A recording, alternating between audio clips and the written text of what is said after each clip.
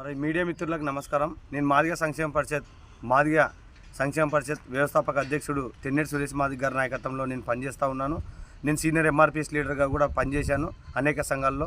నా పేరు దర్రూర్ నరేష్ మాదిగ. నేను ఎంఎస్పి మాదిగ సంక్షేమ పరిషత్ జాతీయ అధ్యక్షుడిని.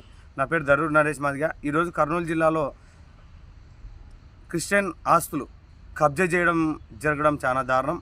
అదేవిధంగా కర్నూలు జిల్లా సుంకేశ్ల రూటు మునగల్పాడు, నిర్జూరు, సింగారం హైవే ఎక్కితే తెలంగాణ హైదరాబాద్, లెఫ్ట్ సైడ్ పోతే బళ్ళారి, బెంగళూరు రోడ్డు.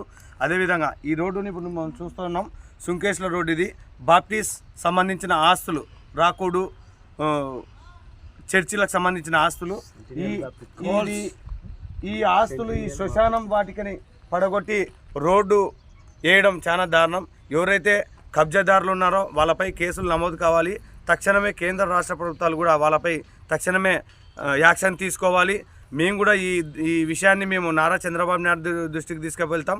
అదేవిధంగా ఢిల్లీలో ఎస్సీ మోర్చా, బీజేపీలో ఎస్సీ మోర్చా, క్రిస్టియన్ మోర్చా కూడా మా వాళ్ళు ఉన్నారు. ఈ విషయాన్ని మా వాళ్ళకు కూడా తెలియజేస్తాం. దీన్ని ఎమ్మన్నే వీళ్ళకి మా క్రిస్టియన్ వాళ్ళకు కూడా న్యాయం చేయాల్సిందిగా మేము కోరుతున్నాం. రాష్ట్రంలో క్రిస్టియన్లపైన జరిగే దాడులు, దళితులపైన జరిగే దాడులు, చర్చిలపైన జరిగే దాడులు కేంద్ర రాష్ట్ర ప్రభుత్వాలు అరికట్టాలి. కర్నూలు జిల్లాలో మరి బ్యాప్టిస్ట్కి సంబంధించిన ఆస్తులు ఏవైతే ఉన్నాయో శ్మశాన వాటికలను పడగొట్టి రోడ్డు వేయడం చాలా దారుణం.